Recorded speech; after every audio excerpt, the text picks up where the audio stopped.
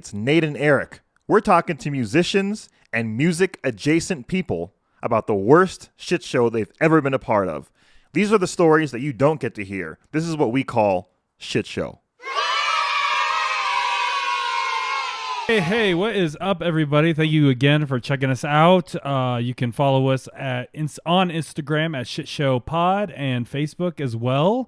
We have, if you haven't noticed, an episode coming out every single Friday. So please tell your friends, catch up, and we'll just keep this shit train rolling. Hell yeah.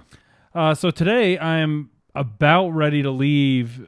By the time this is out, I'm going to be in Nashville or the East Coast. I can't remember. I'm about to go fly out and do some merch for some bands. So thankfully, Eric was able to come in and help me out and button this thing together real quick. Hell yeah. I'm excited to hear from you, Nate, about what it's like to travel on a bus.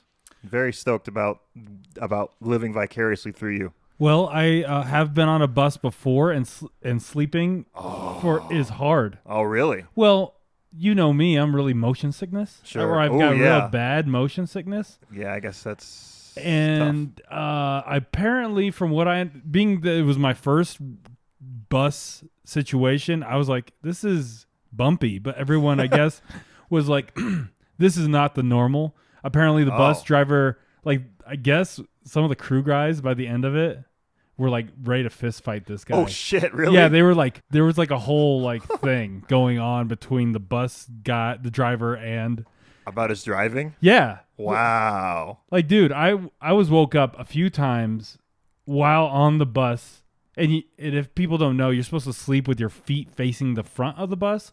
So God forbid they get in an accident or they slam on the brakes really hard, you don't go neck first into your bunk and kill yourself. Right. So I felt like I almost stood up because we stopped so much. And it's like, and I was like, man, did everyone else have a rough ride? Everyone was like, this is terrible. I fucking hate this guy. Wow. He's like one of the worst drivers we've ever had. And I'm like, I'm not going to say anything about who it is or whatever, but it was like pretty insane to like think about. Also, can I just say, it's amazing how everyone on a tour, everyone's job is crucial. If you get a bus driver that's a bad driver, that affects everyone's sleep. Oh, yeah. That affects how everyone performs. Like, it's just a chain that goes on. Everyone is important. So I had the bottom bunk, which I guess everyone's like, oh, that's nice, because if you fall out of it, yeah, I go 2 inches, right, so it wasn't to 4 feet. Right. So it wasn't a big deal, but being that I have motion problems already, I was like, man, I don't feel good like all the time. So I'm loading up on Dramamine, getting ready for that. Oh, other thing, I'm 6'2". All right. And this bunk is like the standard bunk. Like a twin bed? God, no, not even that wide. Oh, shit. It's like casket, but like... Oh, no. Yeah. But I had to sleep kind of diagonal. Like, because with your feet hanging out a little bit? No, you don't put your feet out. That's a big no-no. People trip on that. Right. They kill you. Right. So imagine like a rectangle, right? Right. And my neck goes to one corner of the rectangle and my feet go to the opposite. Right. That's what I was having to do. And all I could think of is how fucking big Fletcher is. Oh, yeah, from Fletcher from Pennywise? Yeah, when we played with them, he's like 6. Dude, 6 or something. He hugged me and my like face went to like his like under his armpit. Yeah. I'm like, holy shit. What does that guy do? He must just sleep in the back. Sleep in the lounge, like on the couch. That's the only space that I think is big enough for somebody that size. Wow. That's something I didn't even think about. Or I'm like, geez, man. Like, and then hearing stories of people like, oh yeah, my girlfriend flew in or my wife flew in and we just took over the bunk. I'm like, no way. There's no fucking way. Uh-uh. It is impossible. I don't know who could fit in those things. So anyway, I'm going to be spending a month doing that and keep doing this this podcast. And every once in a while, I'll probably call Eric and ask him to tell me what's going on and put his audio in there a little bit. But anyway, this interview is with maybe the nicest human being on the planet. It's Jesse from 10 Years. Oh, yeah. are, number one, a good band. Number two, super kind people. And number three, I don't know if there's a number three, if you need a number three.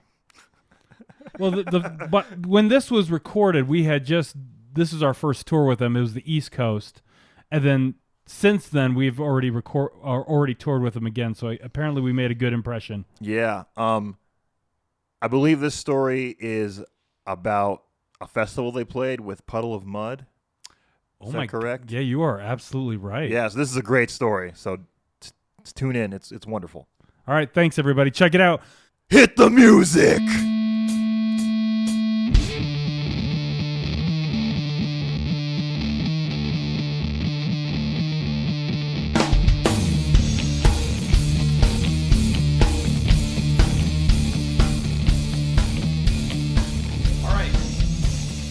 Jesse, and it's Hasek? Hasek. Jesse Hasek.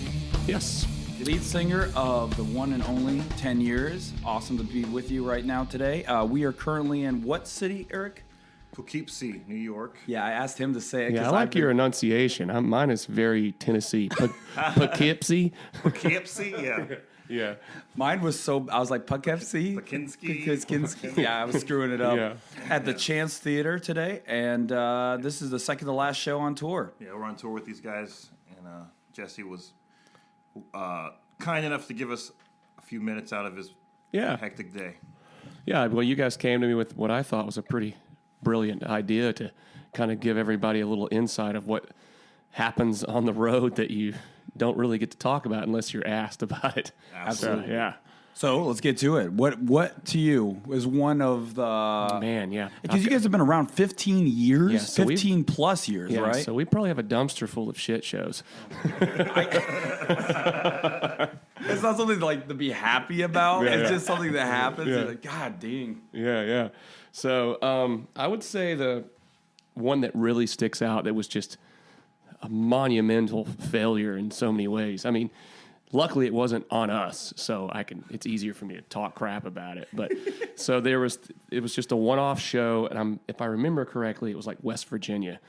And it was a place, yeah. To this day, we've never played. We've never played West Virginia. We've been everywhere, I think. The stigma that it has is because of it's true. Most of the stuff you hear about West Virginia is. Will you turn that thing off? Yeah. Oh, is it just go louder? I think The fan has to die. But West Virginia, okay.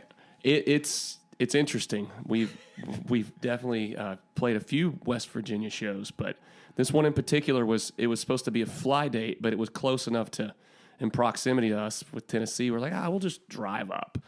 So Never good.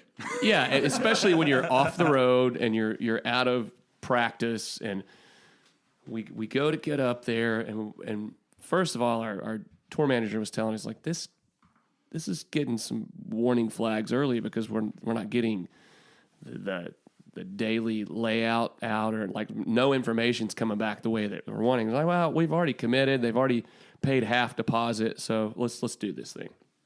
And it was the chili cook-off in West Virginia. No. And it's an outdoor festival. We get up there. We're traveling. The travel up was fairly easy.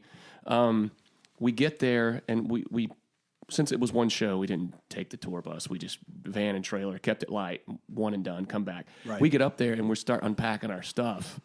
And we look around, we're like, oh, holy hell. We just totally forgot all the drum mics and all of our mics, our stage mics. Oh, no. So we're and cymbals, no cymbals. Somehow we left this. So that was on us. And we're like, oh, crap. And luckily we knew some bands. I think it might have been Non-Point that we borrowed their stuff from. They let us borrow it. But Were they at the same show? it was Non-Point, Seven Dust, Puddle of Mud. Everyone remembered them because they put on a show. Oh, did they? Oh, yeah. Well, so he got arrested in our hometown for, Yeah, he did. for riding the luggage thing at the airport. Mm-hmm. We did that's a whole other bag of shit show that we did a tour with that guy. Yeah, wow. he's something. Oh, no. Yeah. Wait, was that on the I hate to say decline, but it was kind of the decline. That was like for a while. I mean, he's come back. He's been on a steady. if he's come back now, it's new because his steady decline, it went longer than most. Like it kept going and kept going. And the problem that occurred with that was, I think people just wanted to see the shit show that he would put on. You know, maybe, yeah. And he was definitely on this chili cook-off thing. So that's a hell of a chili cook-off. Seven Dust, non-point, 10 years. This isn't a chili cook-off. There's a concert with chili at it. I guess so. Well, no, hold on. You're going too far. Okay. You would assume with a chili cook-off that there should be chili at it. So,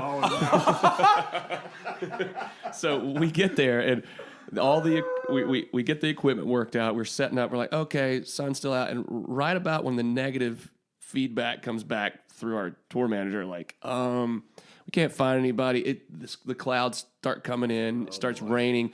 Then we notice that the doors are running late. People aren't on stage yet, and everything's going behind and haywire. And they're still trying to ring out the PA. And then when we find out that the chili cook-off, this guy didn't want to pony up the money to get the permit for food and drink.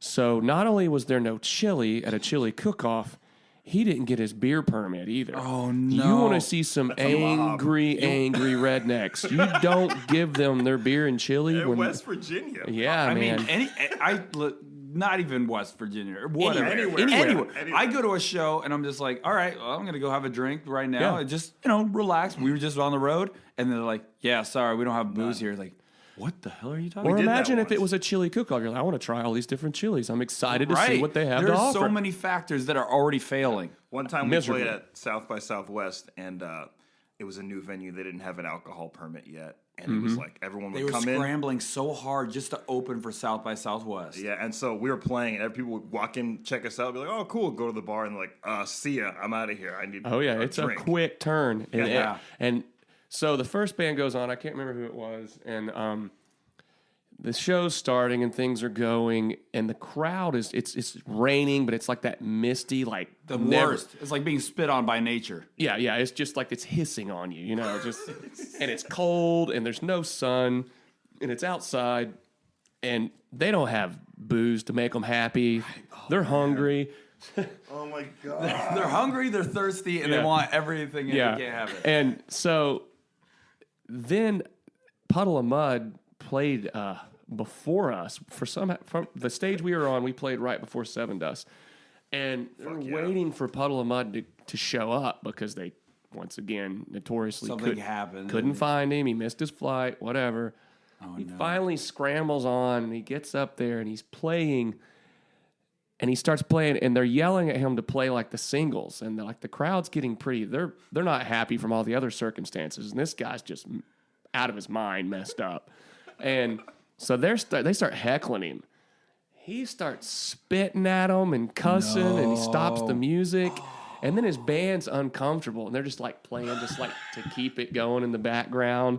And he's like cussing everybody out and yelling. He lays down on his back and just starts like playing and pulls the mic down next to him and just grunting and moaning into it. And we're like, okay, we get to follow that. Holy shit! I have no words. And then at some point where the fans were getting so disgruntled, the boy genius that didn't get the permit decided, okay, you guys can go get beer at the gas station, the grocery store, and bring it back on the premises, which is totally thank you so which is much. totally illegal anyway. That's actually breaks so many laws. right. You can't do that. There's a reason why you have a permit, but he did that just so that there wouldn't these people riot. would tear down the stages. Yeah. So that was going on. Still no chili. We get on the chili never occurred. The only thing that was chilly was the weather. Oh my! Still no chili. Yeah. We get through it, and like we play the show, and our show, for all things considering, was pretty good, and tried to do the whole Iggy Pop climb on the crowd, get involved, kind of make them, give them raw energy and liven it up. And then Seven Dust always puts on a good show. And we're like, okay, cool, crap, we got through that. We're done. Let's get the rest of our money. Well, I was waiting for that. Tour manager goes to find dude. He's ghost. He's nowhere. And then we find out all the bands are looking for this dude. Yep. Oh no. Well, some of them apparently didn't even get like their down payment, their deposit. And luckily, we have enough crew guys and tech guys in the business and TMs that have done this before to where they found them, and like they pretty much went up to any vendors, which were very few. I think all that was there were like funnel cakes and T-shirts or something. Right. But we ended up getting the rest of our money in like singles and ones and fives and yeah. Oh, so fuck. the chili cook-off with no chili. That was a pretty good one. Jeez. Oh my god. That sounds like so terrible. And it's sad to say this, but we've been in that situation. Yeah. Oh yeah. Like we played a quote unquote outside festival. I was thinking of the exact same ones. Yeah, same situation, so pretty much. And we this was very early on in our careers. So our guarantee was $100. Yeah. So I was like, pay us. We didn't get to play. There was this whole thing. And I was like, pay us our money and we'll get out of here. And he was like, yeah, I just got to get it together. And I was like, I'm following you around till you give me the money. I have to get together $100. Yeah. Listen, bro. Yeah. If you can't just pay me $100, there's somebody's tires are getting slashed. Exactly. And so I followed him around. Finally, he was like, fine. And he went to like the register of one of like who was taking cover charge, and he took out $100 and gave it to me. And come to find out, he paid everyone else by check. Everyone's check bounced, and In the Whale was the only band that got paid for the festival. Good job. See, they tried to pay us with a check. Was that Greg? No, it was Josh was our TM at the time, our sound guy, and he was like, "No checks. Good You're on gonna pay Josh, me cash." man. And he's Good on like, him. he was like, "Well, it's gonna take me a minute to figure out the cash." We got time. Yeah, we got He's like, time. "Hey, we got time. We're not going anywhere, man. We're right here." Yeah. Damn. Yeah, so that one was good. That one's up there. The only other one that I'll just do a quick briefing on is there was one called Minerva Fest in Tupelo, Mississippi. And Bam Margera was the host. And it was at multiple stages. And it was supposed to be a big, legit thing. Well, once again, you get a new promoter, these overzealous dudes that just think they can go big or go home. Well, they should stay home. Right. They don't know what they're doing. They don't know what they're getting in over the head. They don't realize how much it costs to put on a festival. It's massive. Yeah. And they didn't pay the audio people. And half the show went on like through right up and pretty much the show went on right up. We were the headliner on the main stage at this particular thing. And all day long, like we were friends with Maylene and the Sons of Disaster. They played and stuff. Good friends of ours. And most of the bands got to play. And it's time for us to go on. And it's at nighttime. And power's out. Power just gets cut. TM goes looking, what's the problem? I know what's coming. Sound and the audio and lights cut it because they weren't getting paid. And they're like, this is our stuff. Well, you're not going to pay us. You don't get to finish the show.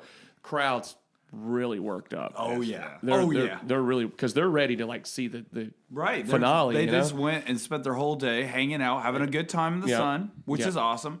But we're here to see 10 years. Yeah, and we would like to see fucking 10 years. And what I messed, and then Bam was a nice guy, but man, he was a wreck too at that time. Yeah, it was like he came on our bus and hung out and had some beers and stuff, but he was all cloaked over with glasses on. You couldn't see him. He looked like a warlock. But he's a really nice dude. But he gets up there and finally the power comes on. Hour and a half later. Whoa. I mean, to the point where we're like, are we playing? But we waited. We're like, dude, if you guys get it on, we'll play because whatever it takes to play for the fans, we'll do it. Right. Hell yeah. We could have left, and we didn't. And we'd already been paid. We actually got paid before we played. We're like, okay, we're going to see this problem. You pay us, we'll play. So I go on, everything's going on, and crowd's going crazy, super energetic. And I saw this girl on her husband or boyfriend's shoulders, and this cop just reach up and just yank her flat to her back, no. and then roll her over and zip tie her. And then I'm singing and I'm going, what? And I act like almost didn't believe what I saw. And I finished the song kept going. And then the same type of thing happened again. So I stopped the show. I was like, hold the phone here. Yeah. I said, I don't know who you security guards think you are, but they've waited patiently for this show. This is their show.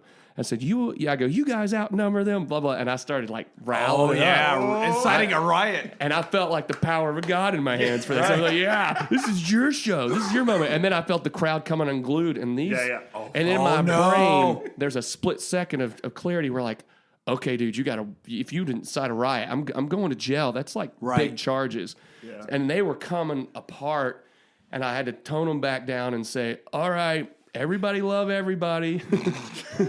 This is going to happen. And the show turned out all right. But like, Why were they pulling them down? They just wanted people up. They had all these rules. There's no moshing, no crowd surfing, no shoulders. And they were just like. But why zip tie someone? Hey, come on They were down. being way militant about it. And then what I did to counter is I just went crowd walking, and I got out there and did half the set on the crowd, just pretty much flipping them off. Wow. And I almost got arrested. The only reason I Really? didn't get arrested is because the crowd didn't break the barricade. And the barricade started bending, and I was like, oh my God. Whoa. So that would have been the worst shit show if I had have actually incited a riot. I mean, Nah, you guys would have gotten a ton of great press. Oh, from that I mean, shit, I man. would just wear that T-shirt all the time. Right, forever. Yeah. Forever. Well, thanks again for coming and spending your time with us real quick. These are great stories. Yeah, so great, man. Where would we be able to find all of your social media stuff for the band and everything?